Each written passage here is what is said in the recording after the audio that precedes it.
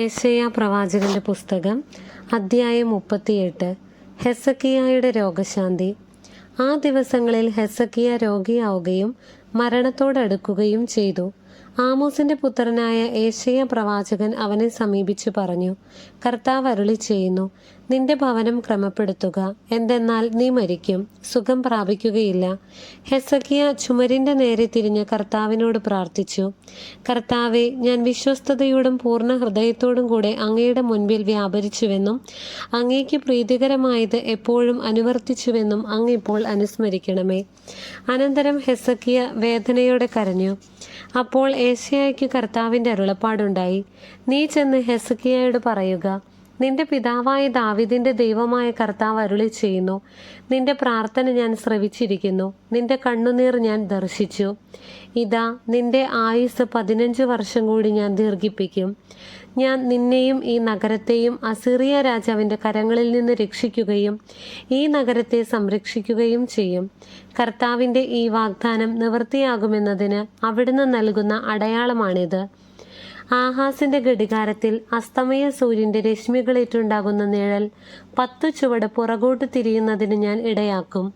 അങ്ങനെ ഘടികാരത്തിൽ നിഴൽ 10 ചുവട് പുറകോട്ട് മാറി. യൂദാ രാജാവായ ഹെസക്കിയ തനിക്ക് പിടിപെട്ട രോഗം മാറിയപ്പോൾ എഴുതിയത്. ഞാൻ പറഞ്ഞു, എൻ്റെ ജീവിതത്തിൻ്റെ മധ്യാഹ്നത്തിൽ ഞാൻ വേർപിരിയണം. ശേഷിച്ച ആയുസ് പാതാളവാതിൽക്കൽ ചെലവഴിക്കുന്നതിന് ഞാൻ വിധിക്കപ്പെട്ടിരിക്കുന്നു. ഞാൻ പറഞ്ഞു, ജീവനുള്ളവരുടെ നാട്ടിൽ ഞാൻ ഇനി കർത്താവിനെ ദർശിക്കുകയില്ല. ഭൂവാസികളുടെ ഇടയിൽ വെച്ച് മനുഷ്യനെ ഞാൻ ഇനി നോക്കുകയില്ല. ആട്ടിടയന്റെ കൂടാരം പോലെ എൻ്റെ ഭവനം എന്നിൽ നിന്നും പറിച്ചു മാറ്റിയിരിക്കുന്നു. നെയ്ത്തുകാരനെ പോലെ എൻ്റെ ജീവിതം ഞാൻ ചുരുട്ടിയിരിക്കുന്നു. തറയിൽ നിന്ന് അവിടുന്ന് എന്നെ മുറിച്ചു നീക്കി. പകലും രാത്രിയും അവിടുന്ന് എന്നെ അന്ത്യത്തിലേക്ക് നയിച്ചുകൊണ്ടിരിക്കുന്നു. പ്രഭാതം വരെ സഹായത്തിനു വേണ്ടി ഞാൻ കരയുന്നു. ഒരു സിംഹത്തെ പോലെ അവിടുന്ന് എൻ്റെ അസ്ഥികൾ തകർക്കുന്നു. രാപ്പകൽ അവിടുന്ന് എന്നെ അന്ത്യത്തിലേക്ക് നയിച്ചുകൊണ്ടിരിക്കുന്നു. മീവൽ പക്ഷിയെ പോലെയോ കൊക്കിനെ പോലെയോ ഞാൻ നിലവിളിക്കുന്നു. പ്രാവിനെ പോലെ ഞാൻ ഞരങ്ങിക്കൊണ്ടിരിക്കുന്നു. മുകളിലേക്ക് നോക്കി എൻ്റെ കണ്ണു തളർന്നിരിക്കുന്നു. കർത്താവെ, ഞാൻ മർദ്ദിക്കപ്പെടുന്നു. അങ്ങ് എൻ്റെ രക്ഷയായിരിക്കണമേ. എനിക്ക് എന്തു പറയാൻ കഴിയും? അവിടുന്ന് തന്നെ എന്നോട് സംസാരിക്കുകയും അവിടുന്ന് തന്നെ ഇത് പ്രവർത്തിക്കുകയും ചെയ്തിരിക്കുന്നു. മനോവേദന നിമിത്തം ഉറക്കവും എന്നെ വിട്ടകന്നിരിക്കുന്നു. കർത്താവെ, എന്നിട്ടും എൻ്റെ ആത്മാവ് അങ്ങയോടൊത്ത് ജീവിക്കും. ഞാൻ അങ്ങേക്ക് വേണ്ടി മാത്രം ജീവിക്കും. എനിക്ക് ആരോഗ്യം പ്രദാനം ചെയ്ത് എന്നെ ജീവിപ്പിക്കണമേ. എൻ്റെ കഠിനവേദന എൻ്റെ നന്മയ്ക്ക് വേണ്ടിയായിരുന്നു. അങ്ങൻ്റെ സകല പാപങ്ങളും അങ്ങയുടെ പിന്നിൽ എറിഞ്ഞു കളഞ്ഞതുകൊണ്ട് നാശത്തിൻ്റെ കുഴിയിൽ നിന്ന് എൻ്റെ ജീവനെ അങ്ങ് രക്ഷിച്ചു. പാതാളം അങ്ങേക്ക് നന്ദി പറയുകയില്ല, മരണം അങ്ങയെ സ്തുതിക്കുകയില്ല. പാതാളത്തിൽ പതിക്കുന്നവർ അങ്ങയുടെ വിശ്വസ്തതയിൽ പ്രത്യാശ അർപ്പിക്കുകയില്ല. ജീവിച്ചിരിക്കുന്നവൻ അവനാണ് അങ്ങേക്ക് നന്ദി പറയുന്നത്.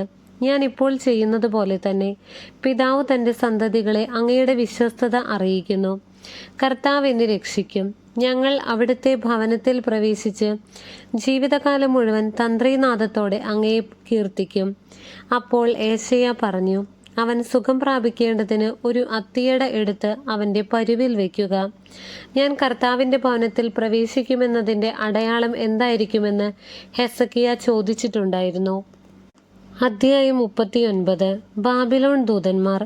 അക്കാലത്ത് ഹെസക്കിയ രാജാവ് രോഗിയായിരുന്നിട്ടും സുഖം പ്രാപിച്ചു എന്ന് കേട്ട് ബലാദാന്റെ പുത്രനും ബാബിലോൺ രാജാവുമായ മെറോദാക്കു ബലദാൻ എഴുത്തുകളും സമ്മാനങ്ങളുമായി ദൂതന്മാരെ അവൻ്റെ അടുത്തേക്ക് അയച്ചു. ഹെസക്കിയ അവരെ സ്വീകരിച്ചു. അവൻ തൻ്റെ ഭണ്ഡാരവും വെള്ളിയും സ്വർണവും സുഗന്ധവ്യഞ്ജനങ്ങളും പരിമള തൈലവും തൻ്റെ ആയുധശാല മുഴുവനും സംഭരണശാലകളിൽ ഉണ്ടായിരുന്ന സർവ്വവും അവർക്ക് കാണിച്ചു കൊടുത്തു. ഹെസക്കിയ അവരെ കാണിക്കാത്തതായി അവൻ്റെ കൊട്ടാരത്തിലോ രാജ്യത്തിലോ ഒന്നും ഉണ്ടായിരുന്നില്ല. യെശയ്യാ പ്രവാചകൻ ഹെസക്കിയ രാജാവിനെ സമീപിച്ച് ചോദിച്ചു, ഇവർ എന്തു പറഞ്ഞു? അവർ എവിടെ നിന്ന് നിന്റെ അടുത്ത് വന്നു? ഹെസക്കിയ പറഞ്ഞു, അവർ വിദൂരസ്ഥമായ ബാബിലോണിൽ നിന്നാണ് എൻ്റെ അടുത്ത് വന്നത്. അവൻ ചോദിച്ചു, അവർ നിന്റെ ഭവനത്തിൽ എന്തെല്ലാം കണ്ടു? ഹെസക്കിയ പറഞ്ഞു, എൻ്റെ ഭവനത്തിലുള്ളതെല്ലാം അവർ കണ്ടു. ഞാൻ അവരെ കാണിക്കാത്തതായി എൻ്റെ സംഭരണശാലകളിൽ ഒന്നുമില്ല. യെശയ്യാ ഹെസക്കിയായോട് പറഞ്ഞു, സൈന്യങ്ങളുടെ കർത്താവിൻ്റെ വാക്ക് ശ്രവിക്കുക. നിന്റെ ഭവനത്തിലുള്ളതും ഇന്നുവരെ നിന്റെ പിതാക്കന്മാർ സമ്പാദിച്ചതുമായ സകലതും ബാബിലോണിലേക്ക് കൊണ്ടുപോകുന്ന ദിനങ്ങൾ വരുന്നു. ഒന്നും അവശേഷിക്കുകയില്ലെന്ന് കർത്താവ് അരുളി ചെയ്യുന്നു. നിനക്കു ജനിച്ച നിന്റെ സ്വന്തം പുത്രന്മാരിൽ ചിലരെയും പിടിച്ചുകൊണ്ടു പോകും.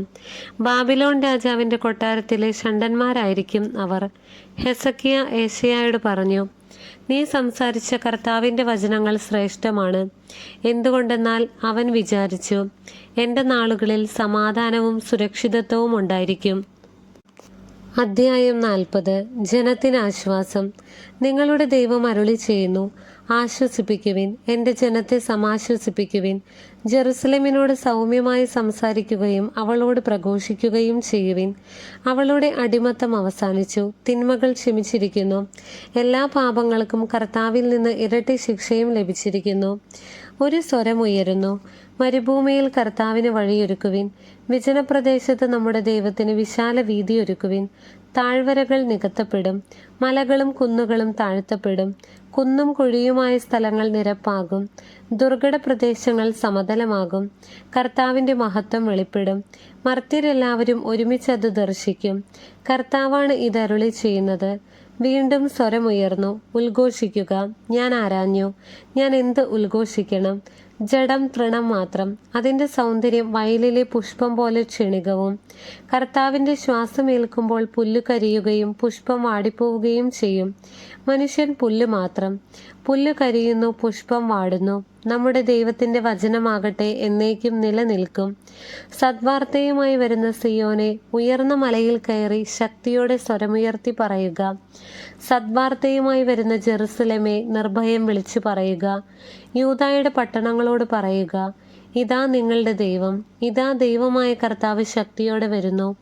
അവിടുന്ന് കരബലത്താൽ ഭരണം നടത്തുന്നു. സമ്മാനം അവിടുത്തെ കയ്യിലുണ്ട്, പ്രതിഫലവും അവിടുത്തെ മുൻപിലുണ്ട്. ഇടയനെ പോലെ അവിടുന്ന് തൻ്റെ ആട്ടിൻകൂട്ടത്തെ മേയ്ക്കുന്നു. അവിടുന്ന് ആട്ടിൻകുട്ടികളെ കരങ്ങളിൽ ചേർത്ത് മാറോടണച്ച് തള്ളയാടുകളെ സാവധാനം നയിക്കുന്നു.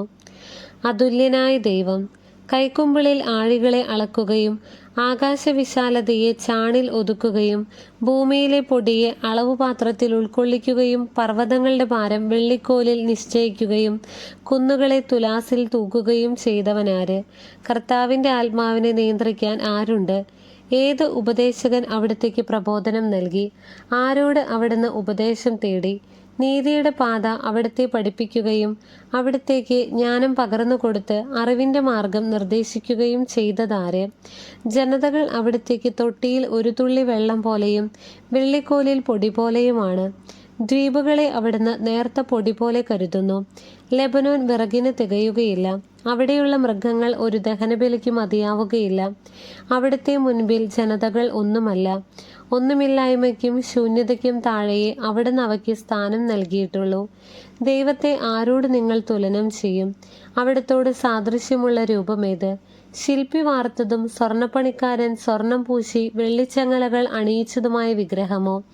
ആരാധനയ്ക്ക് ദരിദ്രൻ ദ്രവിച്ചു പോകാത്ത തടിക്കഷ്ണം തിരഞ്ഞെടുക്കുന്നു.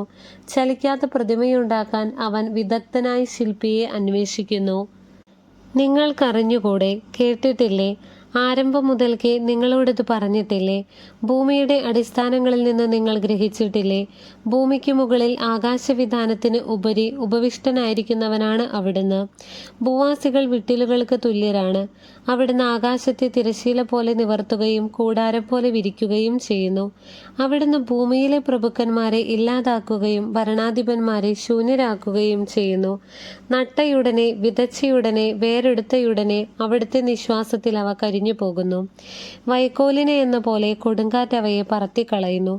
ആരോട് നിങ്ങൾ എന്നെ ഉപമിക്കും? ആരോടാണ് എനിക്ക് സാദൃശ്യമെന്ന് പരിശുദ്ധനായവൻ ചോദിക്കുന്നു. നിങ്ങൾ കണ്ണുയർത്തി കാണുവിൻ. ആരാണ് ഇവയെല്ലാം സൃഷ്ടിച്ചത്? പേര് ചൊല്ലി വിളിച്ച് അവയുടെ ഗണത്തെ എണ്ണമനുസരിച്ച് പുറത്തു കൊണ്ടുവരുന്നവൻ തന്നെ. അവിടുത്തെ ശക്തിയുടെ മഹത്വവും പ്രഭാവവും മൂലം അവയിലൊന്നുപോലും നഷ്ടപ്പെടുന്നില്ല.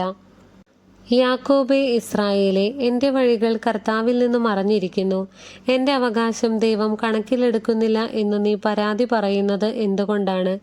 നിങ്ങൾക്കറിഞ്ഞുകൂടെ? നിങ്ങൾ കേട്ടിട്ടില്ലേ? കർത്താവ് നിത്യനായ ദൈവവും ഭൂമി മുഴുവൻ്റെയും സൃഷ്ടാവുമാണ്.